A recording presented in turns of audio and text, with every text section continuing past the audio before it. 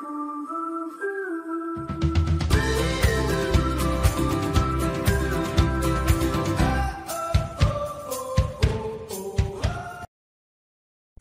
Kuliah Hukum Perlindungan Konsumen. Untuk mahasiswa jurusan Ilmu Hukum. Topik ke-18 dari 31 topik. Aspek hukum pidana dalam perlindungan konsumen, bagian kedua. Disediakan di channel Global Tutorial. Dalam Undang-Undang Nomor 7 Tahun 1996 tentang Pangan juga diatur sanksi pidana atas pelanggaran Undang-Undang Pangan yang dikategorikan. 1. Undang-Undang Pangan tentang tindak pidana di bidang pangan yang diancam dengan pidana penjara paling lama 5 tahun dan atau denda paling banyak 600 juta rupiah, yaitu a. Sengaja menyelenggarakan kegiatan atau proses produksi, penyimpanan, pengangkutan, dan atau peredaran pangan dalam keadaan tidak memenuhi persyaratan sanitasi. b. Sengaja menggunakan bahan yang dilarang sebagai bahan tambahan pangan atau menggunakan bahan tambahan pangan secara berlebihan. c. Sengaja menggunakan bahan yang dilarang sebagai kemasan pangan atau bahan apapun yang membahayakan kesehatan manusia. d. Sengaja mengedarkan pangan yang dilarang untuk diedarkan. e. Sengaja memperdagangkan pangan yang tidak memenuhi standar mutu yang diwajibkan. f. Sengaja memperdagangkan pangan yang mutunya berbeda atau tidak sama dengan mutu pangan yang diperjanjikan. g. Sengaja memperdagangkan pangan yang tidak memenuhi persyaratan sertifikasi mutu pangan, mengganti, melabel kembali atau menukar tanggal, bulan, atau tahun kedaluarsa pangan yang diedarkan. 2.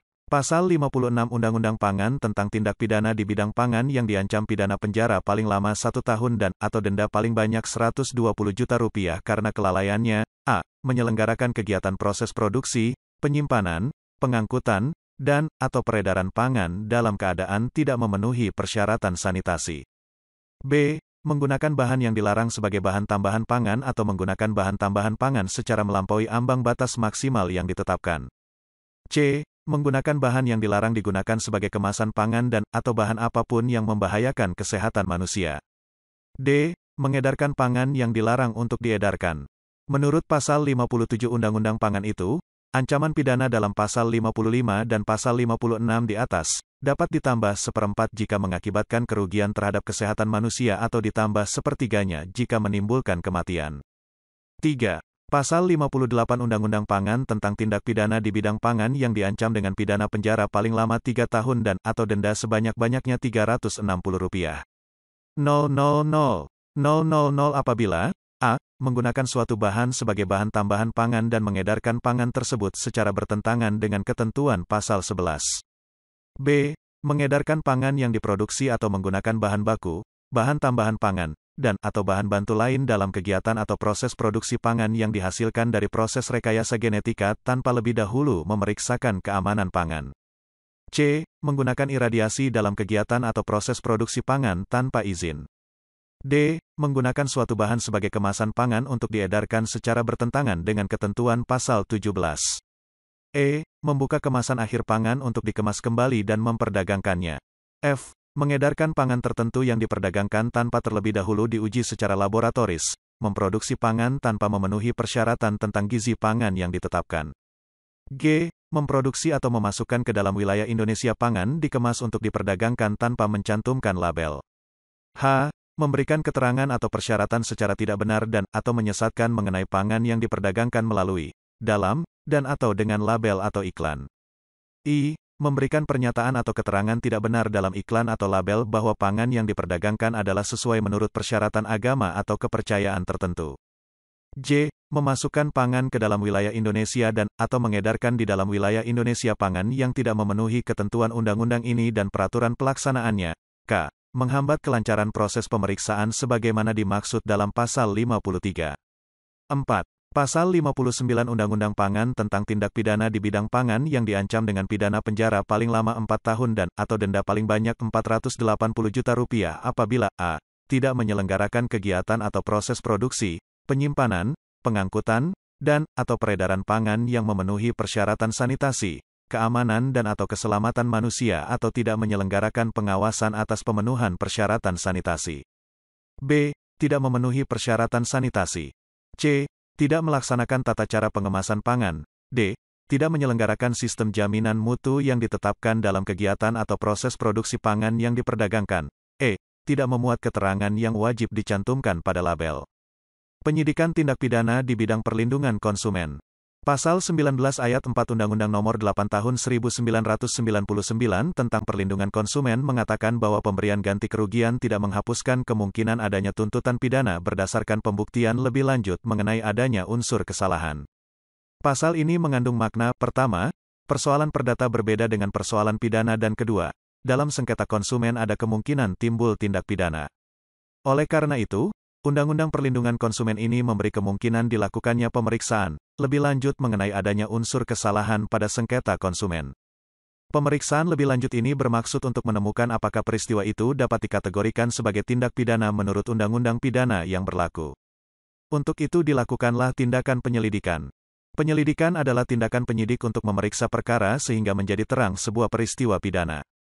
Tindakan penyelidikan ini kemudian dilanjutkan dengan tindakan penyidikan untuk mencari dan menemukan siapa yang harus bertanggung jawab atas terjadinya peristiwa pidana itu, pelaku, dan mengumpulkan bukti-bukti yang lengkap atas peristiwa itu.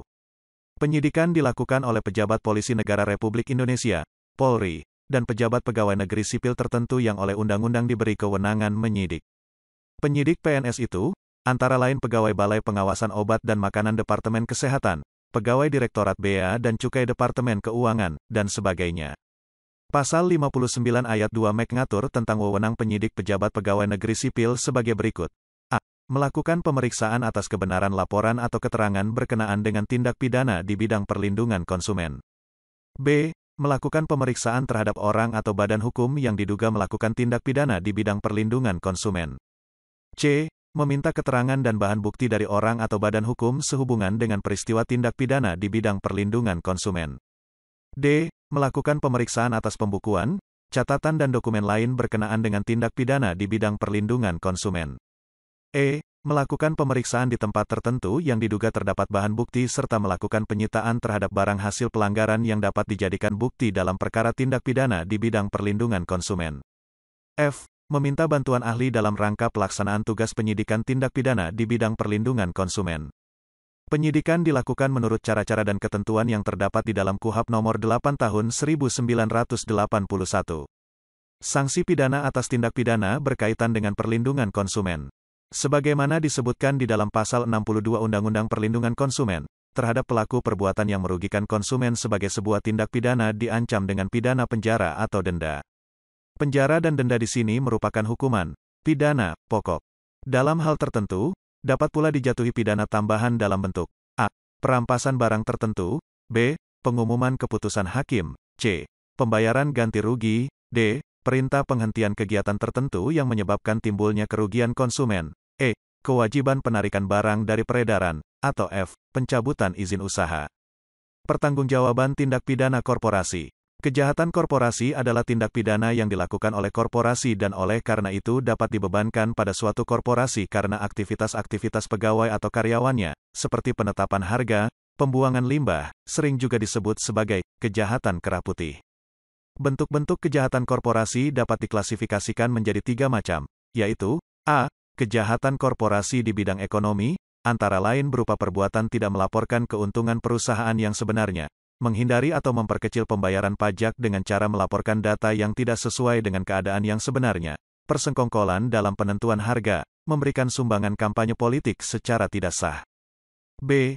Kejahatan korporasi di bidang sosial budaya, antara lain kejahatan hak cipta, kejahatan terhadap buruh, kejahatan narkotika dan psikotropika, dan C. Kejahatan korporasi yang menyangkut masyarakat luas. Hal ini dapat terjadi pada lingkungan hidup, konsumen, dan pemegang saham. Dalam literatur Indonesia juga ditemukan pandangan yang turut untuk mewacanakan menempatkan korporasi sebagai subjek hukum pidana. Prof. Wiryono Projodikoro, dalam bukunya Asas-Asas Hukum Pidana di Indonesia, menyatakan, dengan adanya perkumpulan-perkumpulan dari orang-orang yang sebagai badan hukum turut serta dalam pergaulan hidup kemasyarakatan, timbul gejala-gejala dari perkumpulan itu, yang apabila dilakukan oleh oknum, terang masuk perumusan pelbagai tindak pidana. Dalam hal ini, sebagai perwakilan, yang kena hukuman pidana adalah oknum lagi, yaitu orang-orang yang berfungsi sebagai pengurus dari badan hukum, seperti misalnya seorang direktur suatu perseroan terbatas, yang dipertanggungjawabkan. Sedangkan mungkin sekali seorang direktur itu hanya melakukan saja putusan dari dewan direksi. Maka timbul gagasan bahwa juga suatu perkumpulan sebagai badan tersendiri dapat dikenakan hukuman pidana sebagai subjek suatu tindak pidana. Di Indonesia, salah satu peraturan yang mempidanakan kejahatan korporasi adalah Undang-Undang Nomor 23 Tahun 1997 tentang lingkungan hidup. Hal ini dapat dilihat dari isi pasal 46 yang mengadopsi doktrin vicarious liability. Meskipun tidak digariskan secara jelas seperti dalam KUHP Belanda, berdasarkan sistem hukum pidana di Indonesia pada saat ini terdapat 3 bentuk pertanggungjawaban pidana dalam kejahatan korporasi berdasarkan regulasi yang sudah ada, yaitu dibebankan pada korporasi itu sendiri, seperti diatur dalam pasal 65 ayat 1 dan 2 Undang-Undang Nomor 38 Tahun 2004 tentang Jalan. Dapat pula dibebankan kepada organ atau pengurus korporasi yang melakukan perbuatan atau mereka yang bertindak sebagai pemimpin dalam melakukan tindak pidana, seperti yang diatur dalam pasal 20 ayat 2 Undang-Undang Nomor 31 Tahun 1999 tentang tindak pidana korupsi dan Undang-Undang Nomor 31 Tahun 2004 tentang perikanan. Kemudian kemungkinan berikutnya adalah dapat dibebankan baik kepada pengurus korporasi sebagai pemberi perintah atau pemimpin dan juga dibebankan kepada korporasi. Contohnya seperti dalam pasal 20 ayat 1 Undang-Undang Nomor 31 Tahun 1999. Korporasi sebagai badan hukum sudah tentu memiliki identitas hukum tersendiri. Identitas hukum suatu korporasi atau perusahaan terpisah dari identitas hukum para pemegang sahamnya, direksi, maupun organ-organ lainnya. Dalam kaidah hukum perdata, civil law, jelas ditetapkan bahwa suatu korporasi atau badan hukum merupakan subjek hukum perdata dapat melakukan aktivitas jual-beli, dapat membuat perjanjian atau kontrak dengan pihak lain, serta dapat menuntut dan dituntut di pengadilan dalam hubungan keperdataan. Para pemegang saham menikmati keuntungan yang diperoleh dari konsep tanggung jawab terbatas, dan kegiatan korporasi berlangsung terus-menerus, dalam arti bahwa keberadaannya tidak akan berubah meskipun ada penambahan anggota-anggota baru atau berhentinya atau meninggalnya anggota-anggota yang ada.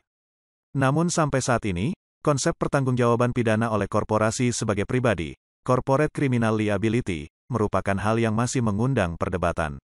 Banyak pihak yang tidak mendukung pandangan bahwa suatu korporasi yang wujudnya semu dapat melakukan suatu tindak kejahatan serta memiliki criminal intent yang melahirkan pertanggungjawaban pidana. Di samping itu, mustahil untuk dapat menghadirkan korporasi dengan fisik yang sebenarnya dalam ruang pengadilan dan duduk di kursi terdakwa guna menjalani proses peradilan. Baik dalam sistem hukum common law maupun civil law, sangat sulit untuk dapat mengatribusikan suatu bentuk tindakan tertentu, actus reus atau guilty act, serta membuktikan unsur mens rea, criminal intent atau guilty mind, dari suatu entitas abstrak seperti korporasi. Di Indonesia, meskipun undang-undang di atas dapat dijadikan sebagai landasan hukum untuk membebankan criminal liability terhadap korporasi, tetapi pengadilan pidana sampai saat ini terkesan enggan untuk mengakui dan mempergunakan peraturan-peraturan tersebut.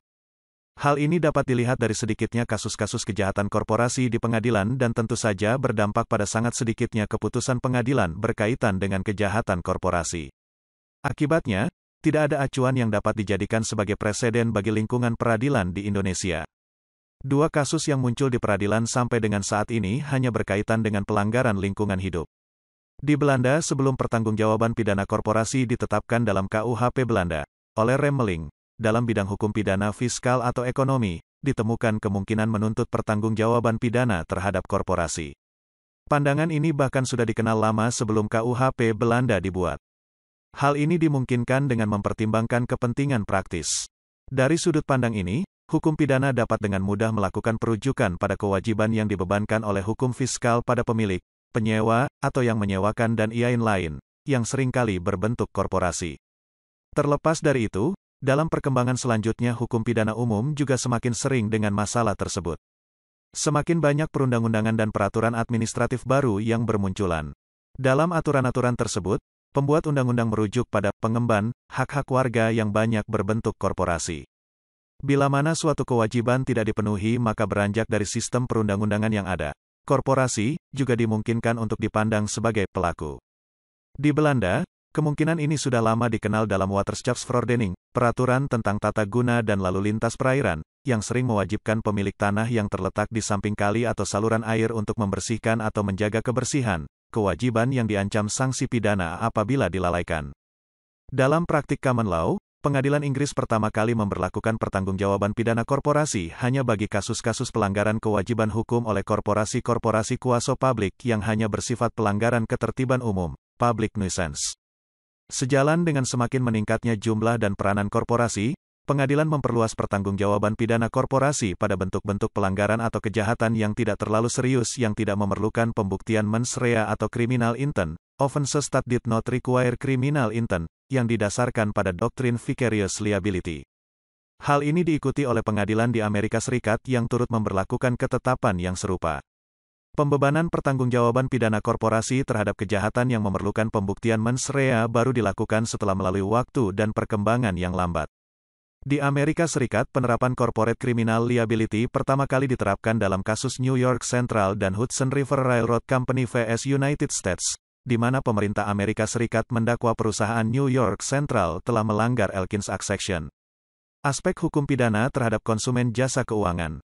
Berdasarkan Pasal 2 Peraturan Otoritas Jasa Keuangan Nomor 22, Pok.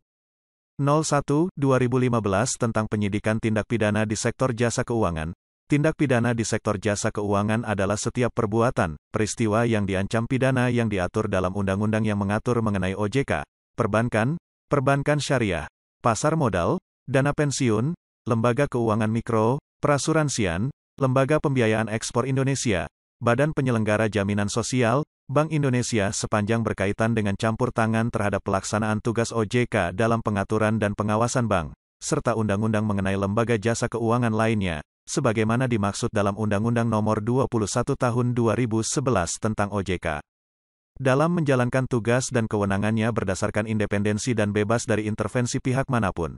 Salah satu tugas OJK adalah penyidikan, yang merupakan salah satu tugas pengawasan OJK sebagaimana dimaksud dalam Pasal 9 huruf C UU OJK, yang berbunyi, peran pengaturan dan pengawasan yang dilakukan oleh OJK harus diarahkan untuk menciptakan efisiensi, persaingan yang sehat, perlindungan konsumen, serta mekanisme pasar yang sehat. Untuk itu, pengaturan dan pengawasan harus didasarkan pada prinsip-prinsip keadilan dan transparansi yang harus diterapkan sedemikian rupa untuk menciptakan suatu aktivitas dan transaksi ekonomi yang teratur, efisien, dan produktif dan menjamin adanya perlindungan nasabah dan masyarakat.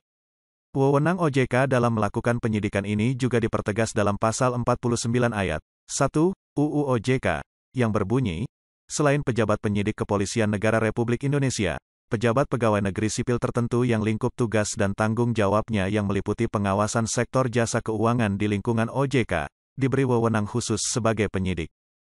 Menerima laporan, pemberitahuan, atau pengaduan dari seseorang tentang adanya tindak pidana di sektor jasa keuangan, sebagaimana dimaksud dalam Kitab Undang-Undang Hukum Acara Pidana. Penyidikan adalah serangkaian tindakan penyidik dalam hal dan menurut cara yang diatur dalam undang-undang untuk mencari dan mengumpulkan bukti yang dengan bukti itu membuat terang tentang tindak pidana yang terjadi dan guna menemukan tersangkanya. Penyidikan merupakan salah satu tugas pengawasan OJK seperti yang disebut dalam Pasal 9 huruf C Undang-Undang 21 Tahun 2011 tentang Otoritas Jasa Keuangan yang berbunyi, untuk melaksanakan tugas pengawasan sebagaimana dimaksud dalam Pasal 6. OJK mempunyai wewenang melakukan pengawasan, pemeriksaan, penyidikan, perlindungan konsumen, dan tindakan lain terhadap lembaga jasa keuangan, pelaku, dan/atau penunjang kegiatan jasa keuangan sebagaimana dimaksud dalam peraturan perundang-undangan di sektor jasa keuangan. Mengenai Pasal 9 huruf C Undang-Undang 21 Tahun 2011 tentang Otoritas Jasa Keuangan, boleh melakukan pengawasan, pemeriksaan, penyidikan, perlindungan konsumen, dan tindakan lain terhadap lembaga jasa keuangan, pelaku, dan/atau penunjang kegiatan jasa keuangan sebagaimana dimaksud dalam peraturan perundang-undangan di sektor jasa keuangan, yaitu pasar modal. Jadi, dalam Pasal 9 huruf C Undang-Undang 21 Tahun 2011 tentang Otoritas Jasa Keuangan merupakan wewenang penyidik Otoritas Jasa Keuangan melakukan pengawasan, pemeriksaan dan penyidikan untuk melakukan perlindungan dan tindakan lain untuk menjaga lembaga keuangan, yaitu pasar modal dan lain-lain yang berkaitan dengan lembaga keuangan dalam wewenang penyidik Otoritas Jasa Keuangan melakukan pengawasan. Pemeriksaan dan penyidikan dapat mempekerjakan penyidik pegawai negeri sipil, PPNS, asalkan tidak bertentangan dengan peraturan perundang-undangan yang mengatur pegawai negeri sesuai dengan Pasal 27 Ayat 2 Undang-Undang 21 Tahun 2011 tentang Otoritas Jasa Keuangan. Pasal 27 Ayat 2 Undang-Undang 21 Tahun 2011 tentang Otoritas Jasa Keuangan yang berbunyi, OJK, Otoritas Jasa Keuangan, dapat mempekerjakan pegawai negeri sesuai dengan ketentuan peraturan perundang-undangan dalam pasal tersebut berhak mempekerjakan pegawai negeri asal tidak bertentangan dengan peraturan perundang-undangan yang mengatur pegawai negeri. Selain pasal 27 ayat 2 Undang-Undang 21 tahun 2011 tentang Otoritas Jasa Keuangan, yaitu wewenang OJK, Otoritas Jasa Keuangan, dalam hal melakukan penyidikan OJK, Otoritas Jasa Keuangan, yang dilakukan oleh penyidik pegawai negeri sipil, PPNS. Hal ini juga dipertegas dalam pasal 49 ayat 1 Undang-Undang 21 tahun 2011 tentang Otoritas Jasa Keuangan yang berbunyi, selain pejabat penyidik Kepolisian Negara Republik Indonesia, pejabat pegawai negeri sipil tertentu yang lingkup tugas dan tanggung jawabnya yang meliputi pengawasan sektor jasa keuangan di lingkungan OJK, diberi wewenang khusus sebagai penyidik sebagaimana dimaksud dalam Kitab Undang-Undang Hukum Acara Pidana. Jadi, dalam pasal 49 ayat 1 Undang-Undang 21 tahun 2011 tentang OJK sudah jelas bahwa penyidikan bukan hanya dilakukan oleh penyidik Kepolisian Negara Republik Indonesia, tetapi boleh juga dilakukan oleh pejabat pegawai negeri sipil tertentu yang lingkup tugas dan tanggung jawabnya yang meliputi pengawasan sektor jasa keuangan di lingkungan OJK diberi wewenang khusus sebagai penyidik sebagaimana dimaksud dalam Kitab Undang-Undang Hukum Acara Pidana. Penyidikan atas tindak pidana di sektor jasa keuangan dilakukan secara terintegrasi antar subsektor perbankan, pasar modal, dan industri keuangan non-bank. Hal tersebut dilakukan mengingat sistem keuangan yang semakin kompleks, dinamis, dan saling terkait antar subsektor keuangan baik dalam hal produk maupun kelembagaan. Penyidikan atas tindak pidana sektor jasa keuangan juga akan dilakukan secara terkoordinasi dengan lembaga penegak hukum lain karena penyidikan oleh OJK merupakan bagian dari criminal justice system di Indonesia dan tidak jarang bersinggungan dengan tindak pidana yang penanganannya merupakan kewenangan lembaga penegak hukum lain, seperti Polri, Kejaksaan Agung, dan KPK. Penyidikan yang terintegrasi dan terkoordinasi dengan baik secara efektif, diyakini akan menimbulkan efek jera sehingga dapat dicegah timbulnya kejahatan di sektor jasa keuangan, meningkatkan kepercayaan masyarakat terhadap sektor jasa keuangan dan pada akhirnya diharapkan sektor jasa keuangan semakin berperan dalam pembangunan ekonomi dan kesejahteraan rakyat. Berdasarkan Pasal 2 Peraturan Otoritas Jasa Keuangan Nomor 22, Pok. 01, 2015 tentang penyidikan tindak pidana di sektor jasa keuangan, tindak pidana di sektor jasa keuangan adalah setiap perbuatan, peristiwa yang diancam pidana yang diatur dalam undang-undang yang mengatur mengenai OJK. Perbankan, perbankan syariah, pasar modal, dana pensiun, lembaga keuangan mikro, perasuransian, lembaga pembiayaan ekspor Indonesia, Badan Penyelenggara Jaminan Sosial, Bank Indonesia sepanjang berkaitan dengan campur tangan terhadap pelaksanaan tugas OJK dalam pengaturan dan pengawasan bank, serta undang-undang mengenai lembaga jasa keuangan lainnya, sebagaimana dimaksud dalam Undang-Undang Nomor 21 Tahun 2011 tentang OJK. Demikianlah materi topik ke-18 tutorial mata kuliah Hukum Perlindungan Konsumen untuk mahasiswa jurusan Ilmu Hukum. Channel Global Tutorial akan sangat membantu masyarakat umum dan para mahasiswa yang sedang atau ingin kuliah di universitas terbuka, atau kuliah di perguruan tinggi manapun di Indonesia. Ratusan video tutorial S1 Ilmu Hukum, S1 Ilmu Pemerintahan, S1 Ilmu Komunikasi, S1 Ilmu Manajemen, S1 Ilmu Administrasi dan lainnya disajikan di Global Tutorial. Video tutorial dituturkan dan disubtitelkan agar dapat ditonton, dibaca sambil didengarkan. Jangan khawatir jika tidak langsung paham. Untuk pemahaman yang lebih baik, putar dan dengarkan video tutorial berulang-ulang. Subscribe dan like, agar Anda mendapatkan update tutorial lainnya. Bagikan juga link video ini, agar teman lain juga mendapatkan manfaat channel ini. Sekian dan terima kasih. Sampai jumpa.